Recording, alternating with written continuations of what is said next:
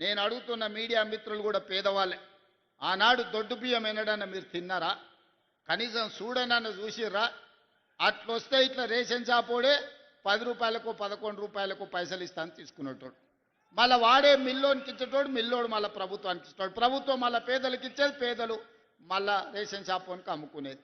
ఇదే గుండ్రంగా తిరిగినాయి తప్ప ఎన్నడూ కూడా ఆ బియ్యం తిన్న పాపాన పోలే. అందుకే అన్న ఆలోచన చేసినాం.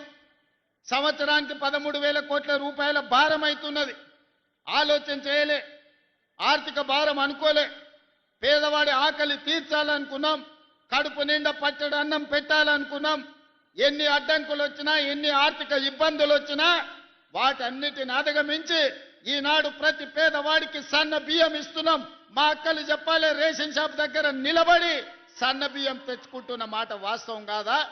సంటి పిల్లలకు సన్న బియ్యం తినిపిస్తున్న మాట నిజం కాదా? ఇవాళ మన ప్రభుత్వంలో సన్న బియ్యం వండి పెడుతున్నాం. ఈ విధంగా